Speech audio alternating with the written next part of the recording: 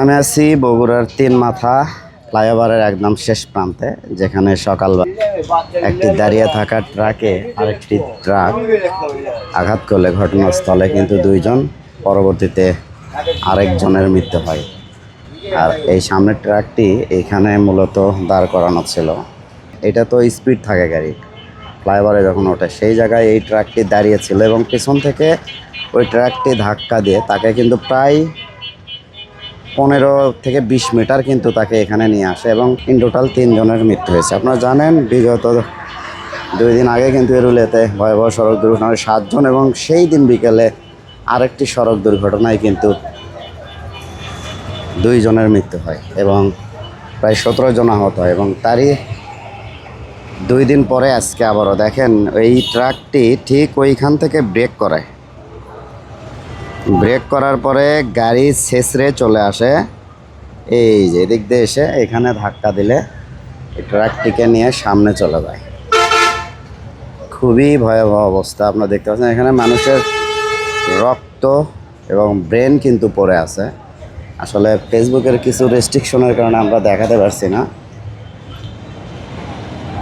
উদ্ধার কাজে পুলিশের ঊর্ধ্বতন কর্মকর্তারা এখানে উপস্থিত রয়েছেন। গাড়ির অবস্থা একদম, এই ট্রাকটি কিন্তু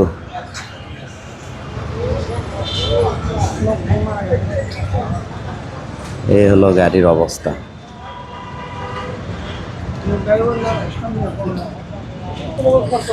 সরিষা বোঝাই ট্রাক, সরিষা গাড়ি ট্রাক।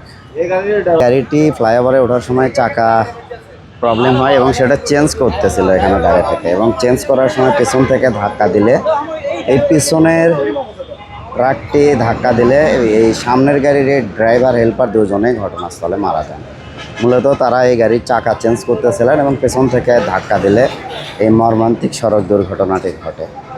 আর এই দুর্ঘটনা কবলিত স্থান হচ্ছে বগুড়া সিলিমপুর, যে পল্লী বিদ্যুৎ সমিতি আছে তার সামনে ফ্লাইওভারের একদম শুরুতেই, অর্থাৎ শহীদ জিয়াউর রহমান মেডিকেল কলেজের একদম সামনেই ঘটনাটি ঘটে। আনুমানিক সকাল 9টার দিকে, 9টা সাড়ে 9টা হবে। তো এখন গাড়িটি উদ্ধার কাজে পুলিশের যে ক্রেন নিয়ে এসে রাখা হয়েছে এবং সামনের গাড়িটি সরিষা বা ফিড বোঝায় একটি গাড়ি, সেই গাড়িটি চাকা চেঞ্জ করার সময় পিছন থেকে ধাক্কা দিলে ঘটনা ঘটে। এখানে দেখতে পাচ্ছি আমরা হেল্পারের কাপড় চোপড়, এখানে আসলে ব্রেন ট্রেন রক্ত সব কিছু এখানে আছে।